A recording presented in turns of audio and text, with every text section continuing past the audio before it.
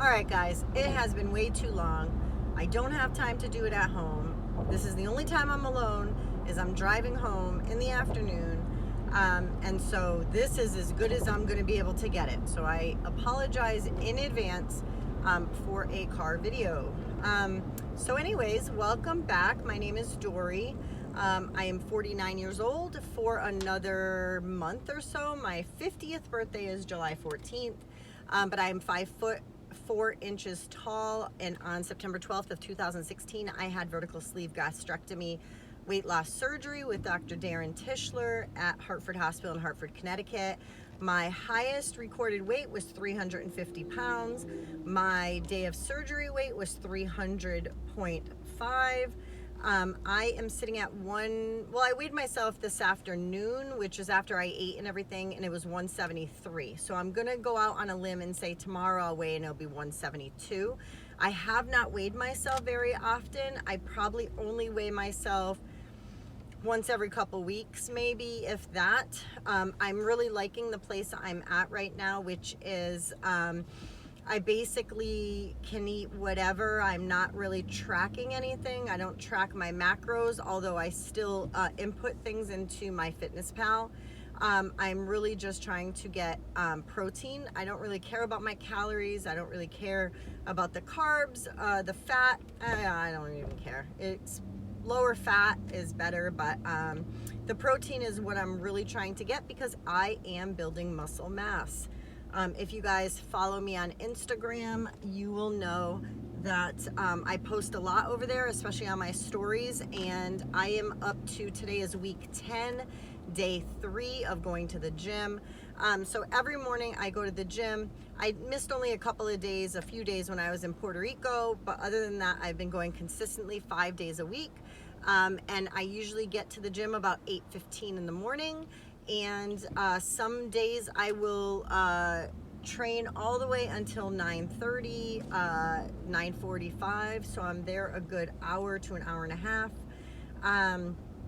And so, yeah, so I'm really not skimping on that. The kids' last full day of school was today.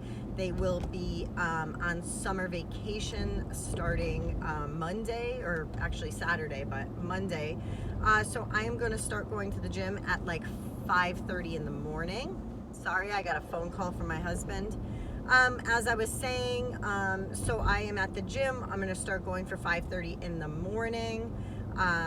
Monday through Friday. I figured I could leave the house when the kiddos are all sleeping, and then I'd come home when they're just kind of getting out of bed and kind of just relaxing before breakfast, so I can be present and then figure out what we're gonna do for the day. My plan is to take them outside more often this summer, go to the park, go to a museum, maybe Yankee Candle Factory, which isn't too far from us. But things like that, which I'm really excited about. I haven't really been doing anything like out of the ordinary. I have been up to my eyeballs with 2 of my children's schools. As you guys remember, my son is autistic and he has sensory processing disorder and sensory integration. He has a lot of issues as far as the way he comprehends different things and gets overwhelmed and overstimulated. He has a full IEP, but his school that he's going to, that I thought was going to be listening to his IEP more, have not, and they basically have failed him. So you know, he graduated today. He's on to middle school. He is not going to be attending school the last few days. He's been home. Probably in the last 2 weeks, he's been home. Out of 10 times, he's probably been home 7 times. They're misunderstanding him. They're labeling him as like a troubled kid instead of knowing that the reason he is acting out is because of things that they're doing. They took away his fidget spinner. They yanked him out of the bathroom. There's a sensory room that he's supposed to have free reign of, and they told him he needed to earn that. But excuse me, that is in his IEP and he needs to do it. So in any event, I've been battling with that school, and then there's another school, the middle school that my daughter is graduating from. She's on to high school. Just some issues there. One of the teachers, it was very, I don't know if she's a teacher or a paraprofessional, but I told the school that I was not putting up with this behavior, but basically she told my daughter that because she missed so much school that we should be involved with DCF. So I made sure that I sent a letter to the principal and vice principal to let them know that that was extremely unprofessional. My daughter has missed days of school because she fractured her ankle, and then she was rushed to the emergency room a week and a half ago for a complicated migraine that mimicked symptoms of a stroke. So she forgot where she was, she forgot her name, she forgot colors, and the whole 9 yards. So she was rushed in. They gave her some fluids, and they gave her some migraine medication and Benadryl, and helped her to sleep, and then fixed that. So she was out the day after, and then went to school on that Wednesday, which was last week, a week ago today. And the nurse called me because she was having an aura again, which is when she cannot see out of here. It's like tunnel vision, and that's how she knows she's getting a migraine. And her pupils dilate, and then she, we have to get her medication right away. So I took her out of school that day and kept her home the rest of the week.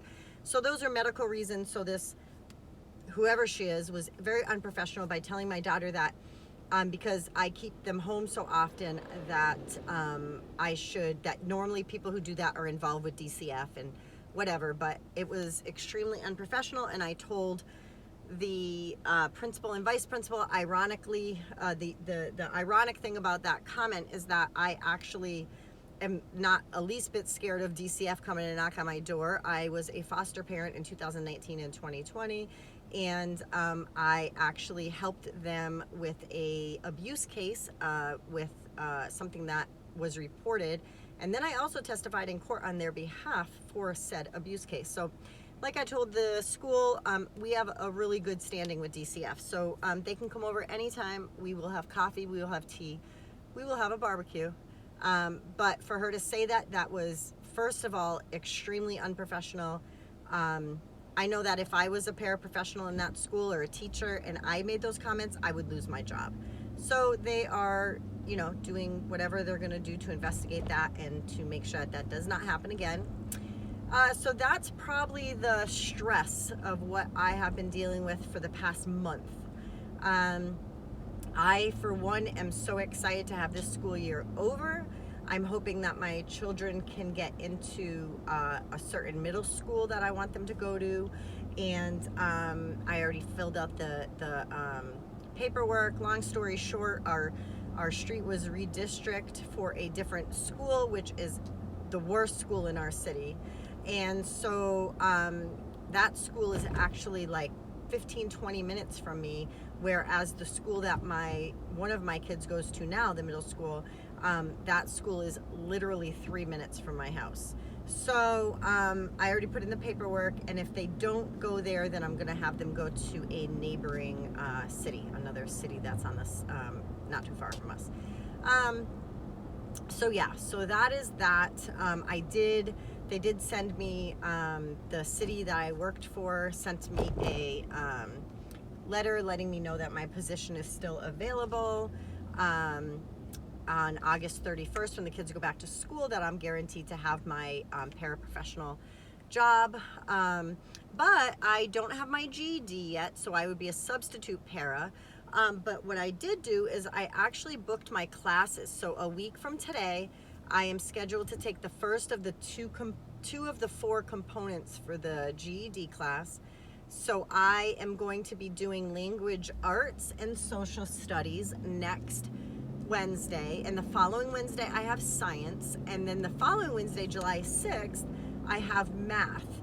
So if you guys can keep me in your prayers, I've been listening to YouTube videos, especially in math. I'm gonna continue doing that up until I go in to get the test done on July 6th. I'll do it every day. So yeah, so that's what I'm doing. So if I get my GED before the school starts or whatever, starts back up, then I can get a permanent position if I want it. But I did apply for unemployment. I didn't know that I could get unemployment, so I have been unemployed since February 10th of this year. So if I could get back pay, that would be great. But I filed for unemployment because, I'm home with the kids. I'm kind of stuck. But in any event, I'm just looking over the paperwork I got from the doctor for my son so he can go to camp with the Boy Scouts. So that is it. That is all I have for you guys. I've been eating the same thing that I had been eating now 2 months worth. Is the chickpea pasta and the antipasto and olive oil. I love it. I eat it every day. I'm actually going to go in the house, and it's 4 o'clock. Probably soon I'm going to be having it for dinner. Probably with, I just had a piece of chicken thigh, boneless, skinless, grilled chicken thigh, and that was good. I may have that again, or I may just have the pasta or cod or salmon. I have it all prepped. So whatever I'm in the mood for, that's what I'm gonna have. I'm definitely excited about going forward and just continuing to build muscle. Walking on the treadmill. A couple days ago, I did an hour on the treadmill. Then I did my upper body. Today I did all my lower body, my legs and everything like that.